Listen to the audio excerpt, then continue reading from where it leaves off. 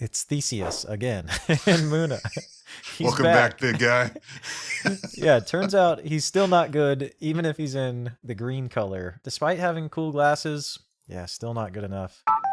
Heyo, what up? Welcome back. This is the final recap video of all of the factions. In case you missed the other extremely long videos where we go into excruciating details on all of the cards, in this video, we're going to talk about just the top rated cards and the lowest rated cards, just so you can get a recap, of course, like the name suggests. We're going to go through all the factions: Axiom, Bravos, Lyra, Muna, Ordis, Yzmir, Pop Quiz. Can you name them all? I've got a spreadsheet that I'm going to share out once I am done and we have talked about all of these cards. There's going to be a modular formula in there so you can input whatever you'd want to see, get any information you'd like. If you didn't watch any of those previous videos, I did have a friend joining me for this. We were rating cards on a scale of 1 to 10. This video, we're going to be talking about that rating, and that friend joining me is Ryan. If you want to see his introduction, it is in that first video, the Axiom Whispers from the Maze Biggest Winners video. The first 3 factions we did in one sitting. It was Axiom, Bravos, and Lyra. I was pretty harsh. Most of my ratings were between 4 and 7. I didn't rate a single card in any of those first 3 videos above a 7. I did fix that in the later factions. If I were to go back and do it again, I would have rated some of these cards better or worse, to be fair. This is my first time doing a set review, so bear with us as we figure this out. And for myself, I think I was similarly constraining my ratings to the center of our scale for the first 3. That said, overall, I think in reviewing the ratings, I had more extremes. I gave out more 1s and more higher ratings, 8s, 9s, 10s than Bill. I think our average actually was pretty close. But anyway, we'll get into some of that stuff. But I think I would also probably approach it slightly differently if we were to do it again. If there's interest, if there's, a desire to see this sort of content on Bill's channel, and who knows, maybe he'll do it with someone else, someone far more handsome, more interesting, more intelligent, better at the game. He's comment baiting. He's comment baiting. Anyway, yeah. So, the feedback is going to be valuable for Bill and for the channel to know what y'all are looking for and how it could be done better. So the first thing I wanted to talk about was our overall average scores. I found that my average score across all factions, all cards, was a 4.3. And that's pretty low. That's, below our average of 5. Ryan's average score was 4.7. Not much higher, which was a little bit surprising to me because, like he said, his variance was much bigger. I think what's funny about that is that I think I spoke more extremely about the cards I did not like. And so you might think I'm the pessimist on these ratings. My average is going to be lower, but it turns out no. I also liked certain cards a lot more than Bill did. So my higher ratings were a little more prevalent. And my median was 4, which is not a surprise. I remember I gave most of the cards that felt like a 4 in all of these videos. Ryan's median was a 5. Nailing that average, baby. Yeah, it shows. I mean, his average score was a 4.7, so that makes perfect sense. Now, let's just dive right into the first faction. Our highest... Actually, let's start with the lowest rated. I think that's more interesting. So let's start with our Axiom lowest rated card. We rated Mesektet the lowest. I gave it a rating of 2. Ryan gave it a rating of 1, so a combined rating of 3. This card is not good. I gave it a 2 for the benefit of the doubt that you're going to be playing this in a deck with Sierra, and Sierra is going to at least make a brass bug when you play it. Generally, this 5-mana permanent that does nothing and then continues to do nothing unless you're behind, probably one of the worst cards in the set. It's just not what Axiom's trying to do. There's no from behind strategy like we discussed. Like, it's just wiggity whack. And it fits that descriptor of cards I fist pump when my opponent plays. That's a bad sign. Yeah, not a great card. That was our lowest rated Axiom card. Our highest rated Axiom card, again, I said that my highest rated card in the first 3 videos was a 7. If I could go back and change some of these ratings, I would probably rate some of these cards higher. We had 4-way tie for first place in Axiom, our highest rated cards, but I'm only going to talk about a couple of them. And the one that I think is the most interesting is Bug Fix. I rated it a 6. Ryan rated it a 7 for a total of 13. I think Bug Fix, if I were to go and rate it again, this is the rare version, I would rate this higher for sure, maybe a 7 or even an 8. This card has a lot of implications in Limited. It's definitely going to see play in Constructed. Even at Common, I think it's going to see play in Constructed. I think this card's great. Yeah, I mean, I would bump my rating up to an 8 in retrospect, I think. It's just good. It's just a good card. And the rare in particular, backing off that from reserve cost down to 1, I mean, it makes it so when you're casting it, you're always living that dream of 1 mana for a 2/2/2. which is just fantastic. It's fantastic for tempo. It's fantastic for stats to mana investment. Like, yeah, I think we undervalued this card a little bit. It should probably be the clear front runner of best card in Axiom. Absolutely. The second card I wanted to talk about that was of the 4 that were tied for first place was Abby Sap Courier, because I actually think we overvalued this card. Abby is not bad. You know, it's a character with decent stats and it has Scout, which we talked about. We love Scout. I don't know if Augment is going to be that relevant a lot of the time. I think this card is just fine. Maybe 13 is actually accurate and we rated it aptly, and we just undervalued a lot of the other cards. What do you think about Abby? Yeah, I think I rated her more accurately. Yeah, I gave her a 6. Yeah, I gave her a 7. You gave her a 7. Yeah. I think she's above replacement at her mana cost, but Augment is worse than just like put a boost on something, which is often what Augment is doing. Like more often than not, you're just adding a boost to something that already has one. Sure, yes, you can add other counter types to other things that have them, but boosts is by far the majority. And so overall, stats at cost, okay, Scout 1 is good, but how often will you scout her to have meaningful effect versus just play her and enjoy the augment as a tertiary benefit? It just reads to me like 6. So I don't know that I would change my rating per se. She's definitely not as good as Bugfix, and so it's those two standing next to each other in retrospect where it's like, oh, we were not quite accurate here. Yeah, well, notably, this was the rare, which has Scout 2 instead of Scout 1. Oh, yeah, that's even worse. Yeah, it's even worse. I think Bugfix is the clear front runner for Axiom, and that's why I wanted to talk about this. That's Axiom, highest and lowest rated cards. I'm trying to make this video much shorter. All of the other set reviews are an hour and a half or longer. We're going to try and make this one at least. I was going to recite the entire script to the B movie, but it sounds like we may not have time. That's the next video. Okay, got it. Yeah. So moving on to Bravos, our lowest rated card. We actually had a two-way tie, so I'm going to talk about both of these. The Stew was I thought was going to be an interesting card in Limited. This card turned out to be not good, because a lot of the time with the Stew, if you're playing a character that you want to have seasoned and it's going to win you an expedition, the Stew and that character are going to go to your reserve, and then you're going to have to probably discard something, because guess what? That's 2 more cards in your reserve. And if you're playing the character from your reserve into where the Stew is, it doesn't matter if it's seasoned or not because it has fleeting. So this card is just not good. Yeah, between the reserve impact, the fact that at common, which is the version we're discussing rather, it's 2 mana for 1 seasoned boost. That's just not good enough. Assuming you are winning the expedition, which by all means you should be trying to do, like it's not good enough. It's not good enough as a way to spend your mana. I stand by it. I think I'm just never ever going to play this card, and I'm going to be, again, happy when my opponent does. Yeah, the Stew is a stinker. Yeah, the other card tied for last place in Bravos was Theseus. This guy, we're not a big fan of high mana value cards. If you watched any of the videos, you should know. Anything above like 6 mana, that's going to be put under a heavy, heavy critique. Theseus is 8 mana. There's some gimmicky things where you can do like Scout, return itself to your hand to like draw a card with Itzadi as your hero. And that's just not good enough. This character doesn't do enough. It's clearly probably the worst character in the set. Yeah, I mean, if the best thing you can do with your 3 mana is draw a card and make Itzadi, increment Itzadi's counters, you're in a bad way for that game. Like, yes, it's cute. You can do that infinitely as long as you have the mana. But meanwhile, your opponent's beating you to death in the expeditions. Like, don't lose that way. Don't get cute just to lose. Like, nah. It's a 3 mana repeatable after you. And it's like, unless you have 20 mana, that's not really doing a whole lot. So yeah. Theseus, another stinker. Those are our lowest rated Bravos cards. Our highest rated Bravos card was a little bit surprising to me because Bravos was the second faction that we did over a week ago now. And this one just cracks me up, man. It's so funny. Our highest rated Bravos card was Daedalus. Now this, again, I think I overvalued. This card is not bad, don't get me wrong, but boy, is it not supposed to be the highest rated Bravos card, I don't think. I gave this thing an 8.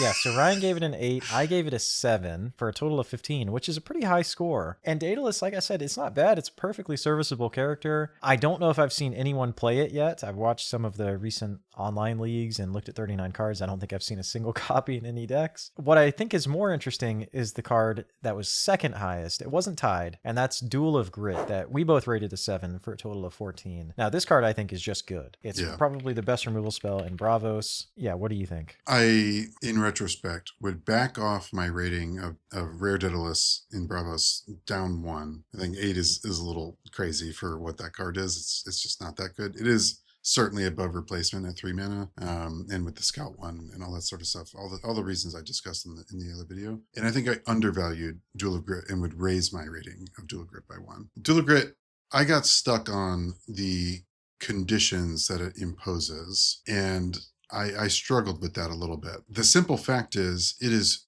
2 mana to discard something. Granted, it's fleeting, and granted, it has to have less hand costs. But like, it's not, I think I overstated how hard it is to have a character with hand value that puts your opponent's characters into effective range. It's actually not that hard at all. Most of the time, because it's less than or equal to, a lot of the stuff that you end up targeting is like 3s, maybe some 4s. And sure, sometimes you'll get a big win.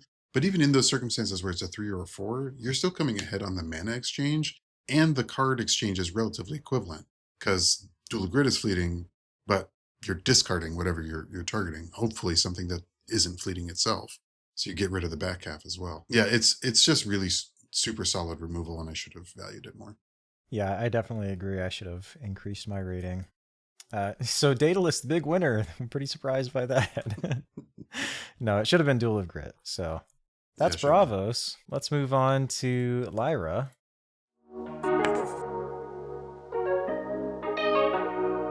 So our lowest rated Lyra card, we had another two-way tie here. At our lowest possible score of a 2 combined, 1 from each of us. We'll start with the Wayfarer. This was the permanent that rolls dice. It is just a real stinker, I think. This is one of a couple cards that I gave a score of 1 to every single iteration of, because I think it's just that bad. And I still think it's just that bad. I just would never, ever play this card. Don't play this. Do anything else. There's easier ways to get card advantage than this gambler's fallacy on a card. Yeah, this is a pretty nonsense card. Like, you can fix your dice rolling. Then you have to make choices of, do I want to do the thing that I'm rolling the die for, or do I want the card off the top of my deck? This card's just not good. Yeah. And so our second lowest rated Lyra card was the Stage. We both rated it 1, again, tied for 2. The common Stage, it just has too many restrictions. You have to play characters base statistics of 0. The next character you play base statistics of 0 loses fleeting, so like, you'd have to be playing it from your reserve. It's just weird. It doesn't impact the board. You have to do it a bunch of times to even get the effect once. I think the only thing that we didn't really mention with the Stage is that it does chain into itself. Its trigger cares about playing base stat 0, and then it rewards the next base stat 0 character that you play. What, of course, we didn't maybe mention is that when you exhaust this, spend the counters, and then you play a character from reserve that loses fleeting because it has a base stat of 0, it also triggers the Stage again, giving it 1 more counter. I think it's still not good and not good enough. Spending 2 mana and multiple turns, more likely than not, to eventually buy back half of a use of 1 card. And like, how many times did you have to trigger that to make that worth it? How many, like, I don't know. I think a 2 mana 2/2 does more to your game by a pretty wide margin than this does. So yeah, I think it's possible we are undervaluing it. Like you said, it does trigger on itself. And a lot of the time that those permanents trigger on themselves, they kind of feed into themselves. Those are pretty good, especially in limited. It's just, I need the effect to be better. Yeah, it's not good enough. Yeah, making something lose fleeting, really not that impactful. And by the time you get to the point where you're really chaining this thing, you have an overloaded reserve is what you actually have. Stuff's going to fall out anyway, fleeting or not. There's a ceiling on how much you can actually get value from this. And it's a fairly low one. Anyway, that's enough about the Stage. Yeah, enough about the Stage. Boo, get off. We're moving on to Lyra's highest rated cards, which I'm not surprised by. We are big fans of removal. It is Requiem. We both rated it a 9. So a total score of 18. This is the highest rated combined score that we've had so far. Requiem is just good. Yep, it's just super solid, incredible removal. I'm already playing this in my Fen constructed deck, and it's real good. It's real good there. So I don't think we're wrong. I think this is one of the best cards in the set pretty easily. Windmill Slam, discard, pack 1, pick 1, and draft, and already making impacts to constructed.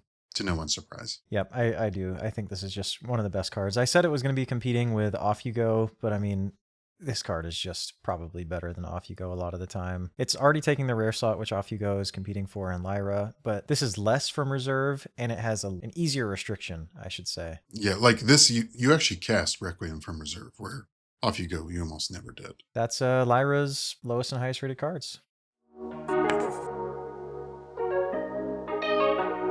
Moving on to Muna, lowest rated cards. We have a two-way tie again. We both rated them ones all the way around. I'll start with Sustenance. Now, this is one I got some feedback for in the comments. This card, I had people telling me it was good. I had people telling me it was bad. Of course, Ryan and I are both in the camp that this card is not good. I actually have some stats to back me up in that I don't think this card is good. I'll put a screenshot up of what I'm talking about and a link to it in the comments or in the description. It's just not worth it to ever cast. The rare especially, because it's so much mana. Yeah, I think the interesting discussion in the comments followed up on something that we touched on briefly in our discussion, which was, if it was 0, would you cast it? 0 mana. And the answer is still no. It's still not worth the card because you're benefiting your opponent. And like, especially in limited, there's no guarantee that you will be able to asymmetrically take advantage of the mana acceleration compared to your opponent. I would like to see a card in Altered that is a more traditional, I'm spending this card to ramp myself, and I don't need any other hijinks to happen. I think that is an interesting sort of point of discussion. You have similar sorts of effects, stuff that's close to it, like Tiny Gin and these sorts of cards, but like straight up Dunka an Orbin. Sustenance is bad, y'all. It's bad. I think it's a trap card. It's the kind of thing that's going to feel good in the moment and will contribute nothing towards you winning, and in fact actively contribute towards you losing, and you may not even realize it until you've lost with it several times. And I want to save you from having to learn the hard way. Don't play this kind of card. It's bad. It's 3 mana, give your opponent a card, and it's just, that's never where you want to be. At least on other cards that give your opponent a card, it usually comes with a body and can maybe win an expedition. This one doesn't do that, so don't play Sustenance. The second card here that's tied for last, we just talked about it, it's Theseus again in Muna. Welcome back, big guy. Yeah, it turns out he's still not good, even if he's in the green color. Despite having cool glasses, yeah, still not good enough. I mean, arguably he's worse than the Bravos version because you don't even have that Sadi cuteness to play with. It's just way too expensive for an effect that's not good enough, and just bad card. Yeah, like if you compare this to a card that we talked about, the Hunger is 1 more mana and it blows up the whole board. You know what I mean? Right. Like this guy, he returns a character to its owner's hand. That's not even good. You're giving it back to them to play again. So yeah, Theseus is just, yeah, he's not good. I think the Hunger is the same amount of mana. The rare version, yeah. Yeah, if we compare rare to rare, it's the same amount of mana. Such a better effect. And it's still not good. It's insane. I don't understand this card. I don't know what it's for. All right, don't play Theseus. Okay, moving on to Muna's highest rated cards. We have a two-way tie again. The Little Mouse. I rated the Little Mouse an 8. Ryan rated it a 9 for a combined score of 17. What do you think about the Little Mouse? I stand by it. The card's great. Spoilers, I'm playing once again the Lyra faction shift, and I actually need 2 more. We've opened 6 boxes of this set, and all of our pre-release packs and all of our winnings, and collectively the 2 of us have opened 1 Lyra faction shift of Little Mouse, which is a little frustrating. It's just sabotage on a body we know is good. Sabotage on a body that was already competitive on stats versus cost is like, whoa. And the fact that it sabotages from anywhere, it's nuts. Like, it is so good. It is so consistently detrimental to your opponent between its contribution to your expedition stats and its ability to reduce their options in their reserve. It's just super strong. It's super strong. Yeah, let me compare this to Muna's previous sabotage effect. The only one that they had that was just straight up sabotage was Axiom Scrambler, which Axiom Scrambler also takes a rare slot, and it does an unconditional sabotage, but it only is from hand. This card is from anywhere. It's just like, an Axiom Scrambler is 4 mana. This is 3 mana. It's like such a crazy difference. This card is so much better than Axiom Scrambler. You can just slot one right in for the other. You can slot the Little Mouse right in where Axiom Scrambler goes, and you'll be much happier with it in your deck. Yep. 100%. Card's sick. Yeah, Little Mouse is awesome. The second way tie that I just mentioned is toward Requiem. Again, I rated this an 8. Ryan rated this a 9 for a combined total of 17. We've just talked about Requiem and Lyra. This is a great removal spell. I think it's the best one that Muna has access to now in general. Yeah, I would agree. I mean, the rare giving it cooldown is just huge. Going from fleeting to cooldown is, a big, big difference maker. And still having, and like not only getting the cooldown, but having, the ability to target a sleep stuff, which, matters a little bit.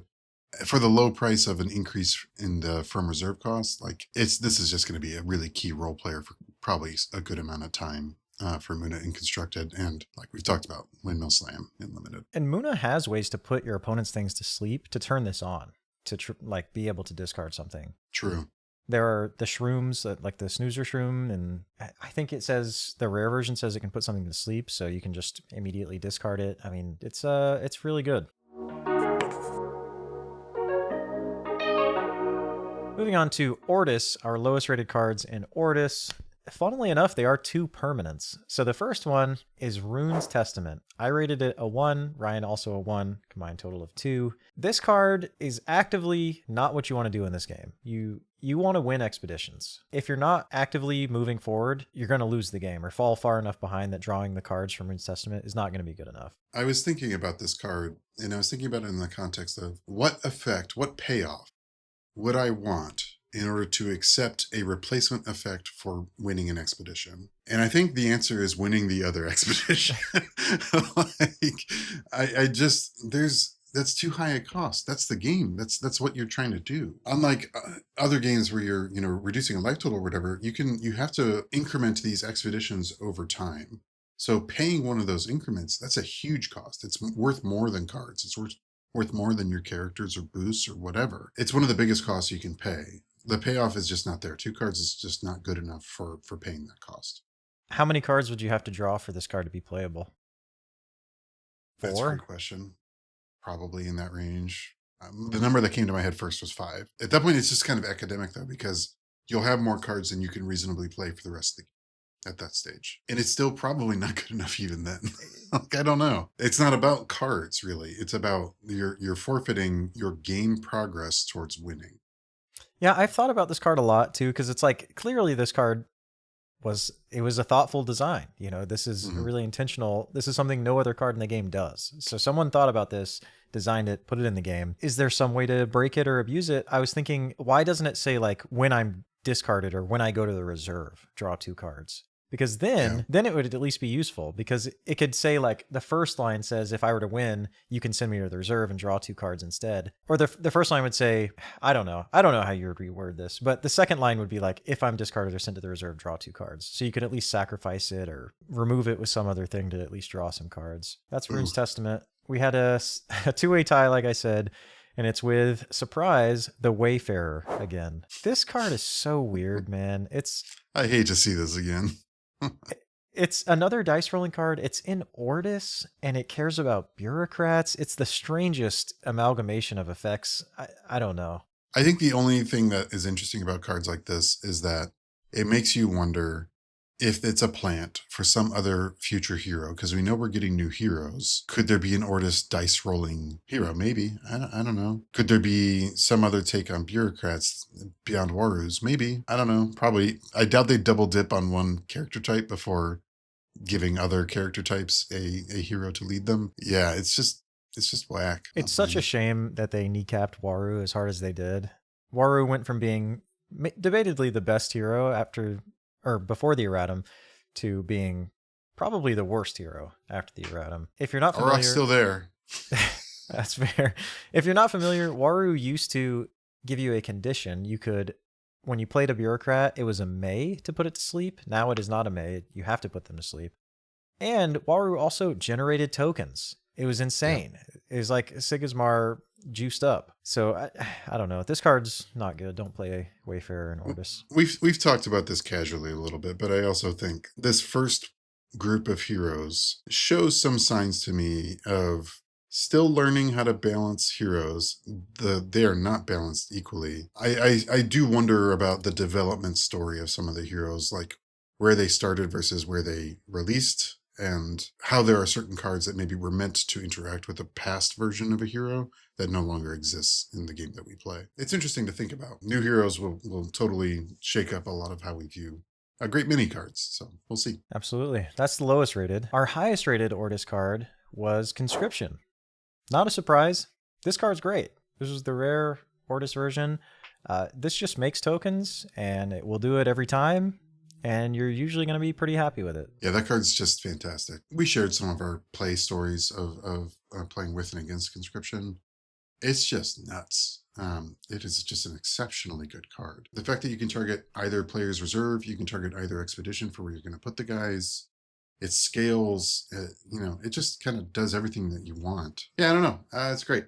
It's great, and I want to play with it more. We've done a draft since we recorded the Ordis video, I think, and I definitely passed a conscription at one point because it was not quite what I was trying to do, or it was like in the wrong faction or something, and I was like, oh, it hurt. It hurt physically to do it. Yeah, you passed it to me. It was the Yzmir version, and I was playing Yzmir. I talked about this in the Yzmir edition set review. I built an Afanis draft deck, and I played Conscription, the faction shifted version, and it was really good. Got to be like, if you're playing a Yzmir focused limited deck, Conscription faction shifted into Yzmir has to be the best card for that deck possible, because it's a spell what makes dudes. And if you recall, that's what I talked about Yzmir needing in order to make the spells matter stuff work a little better instead of having marginal or kind of crappy effects. Great card.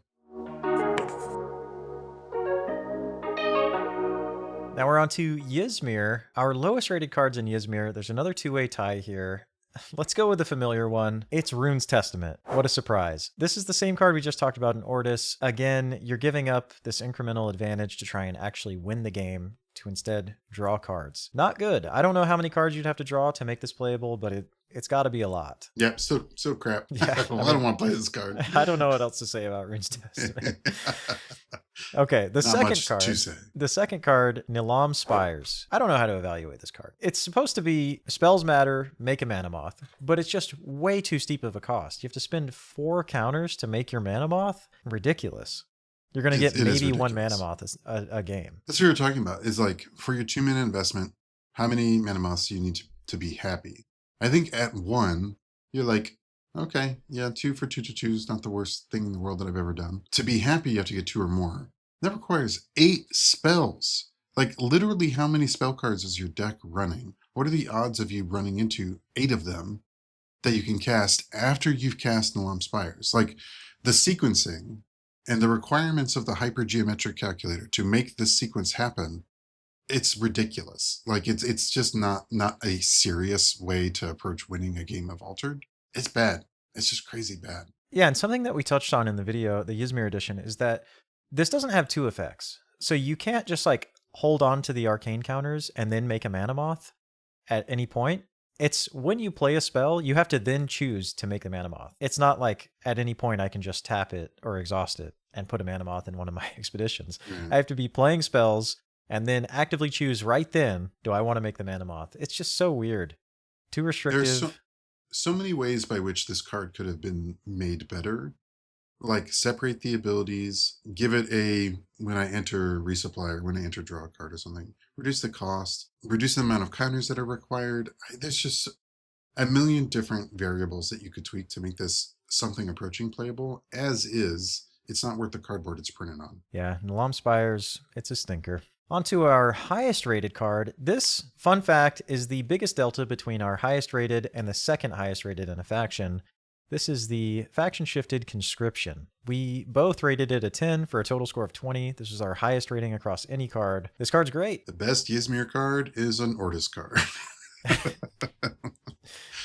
Yeah, I mean, we've talked about Conscription to death, but like, the fact that it is the biggest delta, I think, says something a little bit about Yzmir in this set, which is that it doesn't feel awesome. Yeah, I played, like I said, in the Yzmir edition, I played Afanis in my last draft. It went bad. I didn't have a good time. Now, arguably, some of those decisions were my own fault, like playing Bravos with Yzmir. The red faction does not mesh well with the purple one in this limited format, so don't do that. Yeah, I mean, the Yzmir limited is just not very good. But it was a bad time also because Bill did have to lose to me at one point in the format, so That's true. But he did pass me the conscription, and I was happy with that. I gave him all the tools, folks. I don't know what to tell you. I tried to help. Yeah, I mean, conscription's a great card. You should play it if you're playing Aphanis or any Yzmir hero for that matter. I played conscription actually in my constructed deck. I played it with Lindaway at the last constructed format, and it felt really good. Conscription making the 1/1s that you can then sacrifice to your Maw or to Baba's Isba. Or even, it synergizes really well with the Moth Lantern, because you can make the 1/1s and then you can play the Moth Lantern, sack a 1/1, upgrade it to a 2/2/2. Yeah, conscription was really, really good. It fits very nicely into all of the Yzmir strategies. Great card. Boom. And that concludes our recap, our multi-hour long, excruciatingly long video discussing all of the factions. If you enjoyed this content, please let us know in the comments, and we'll try and do this sometime in the future. Maybe I'll have Ryan, maybe I'll have more people, different people. Let me know what you guys think. If Ryan is a stinker, then I'll replace him, kick him right out. You can see the stink lines just coming off of me as we go along here. Bill, thanks for having me. It's fun to chat about cards in this way. It's fun to do a little bit more, rigorous analysis. I personally feel that by talking through it, I am better prepared for our future drafts and our future opportunities to play with these cards. So yeah, y'all out there, holler in the comments if this is something that you also found value in, if you have suggestions for how it could be done differently or other types of content. Bill and I, we take a 90-minute round trip to the LGS to play Altered, and so we're in the car and we're talking. Bill has lots of ideas for content, but let him know what kind of stuff you want to see, what sort of videos you want to see. If there's decks you want to see him cover, or cards, or whatever, different approaches. I'm sure he could use the ideas. In the meantime, thanks for your patience as you listen to me being very verbose talking about these cards. Yeah, I mean, I had a great time. I feel like I improved in Limited. I don't play a lot of Limited historically, but Limited formats in Altered is really fun, and being able to do combinations that you can't do in Constructed is something I've beaten to death, but it is exciting. It's a reason to play Limited. Thank you guys for watching, and I am so glad that this series is over. So thank you so much. I'll see you in the next one.